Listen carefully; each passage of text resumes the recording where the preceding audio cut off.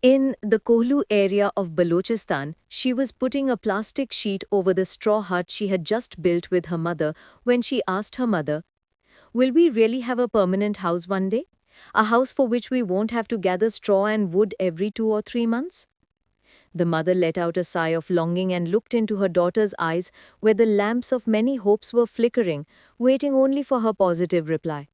The mother, even if supported by a lie, let those lamps keep shining and said, "Yes, my daughter, absolutely. It's just a matter of a little while.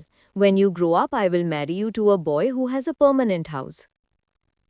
Upon hearing her mother's words, the 8 or 9-year-old girl, Nayab Zahra with light green eyes, said, happily, "Mother, don't marry me to someone with such a big house that I can't manage it, like the house of the great Saint Murad Baksh Muri. I just want a small permanent house so I don't have to gather wood and straw." And with that, she began to move her hands quickly. Just as the plastic sheet was wrapped completely to cover the hut, dark clouds enveloped the sky and heavy rain began. Due to the intense rain, streams of water started flowing through the low-lying areas.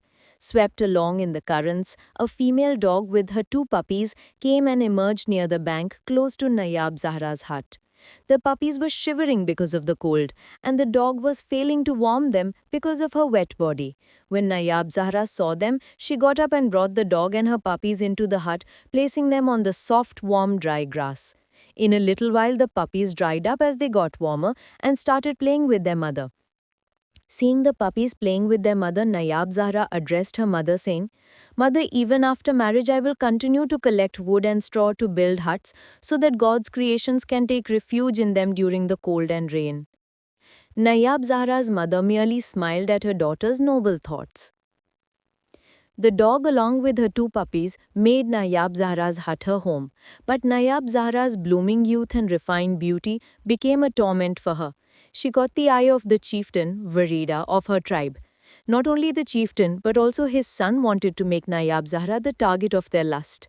Initially, they tried to buy her body by offering various privileges and luxuries, but when they did not succeed in their intentions, both father and son made the lives of these orphaned, destitute, and helpless women miserable. Through their henchmen, it reached a point that the mother and daughter fled overnight, abandoning their hut and belongings. As they walked barefoot in the pitch darkness of the night, their feet were badly cut and they couldn't walk any further.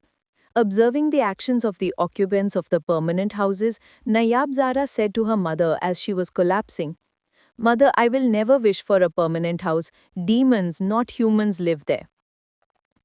The people living in palace-like houses are God's creation, but perhaps there is no fear of God in their hearts."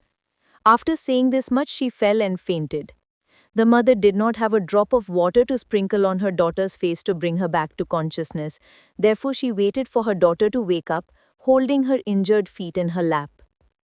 After several hours, when Nayab Zahra regained consciousness, her mother removed her dupatta and tied it around her daughter's soles so that her wounded feet would be protected from some stones and she could walk.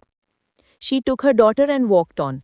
They settled near another tribe and built a hut there. But this time, while building the hut, Nayab Zahra did not express a wish for a permanent house. Here, hiding their identity from everyone, the mother and daughter managed to get by somehow. However, the chieftain's son found them here and arrived here too, intending to make Nayab Zahra the target of his lust. He colluded with the local chieftain's son, and in the absence of Nayab Zahra's mother, they not only sexually assaulted her, but after satisfying their and his companion's lust, they murdered her and burnt her body along with the hut. When they finished their lust and killed Nayab, they set the hut on fire to destroy the evidence of their crime. Nayab's mother saw them from a distance at that moment, but they fled after setting the fire. The dry grass, straw, and wood were instantly consumed by the flames.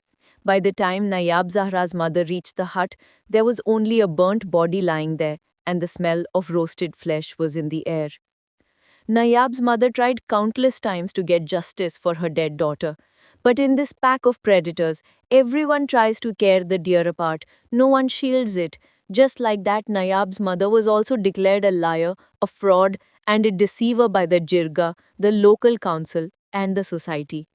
They said her daughter died in the fire due to her own mistake, and that the woman's greed for wealth had not yet ended, and that she now wanted to extort money from these chieftains by auctioning off her dead daughter's honor. Bearing the burden of people's taunts and dagger like words, and the grief of her young daughter being dishonored and killed, she went mad.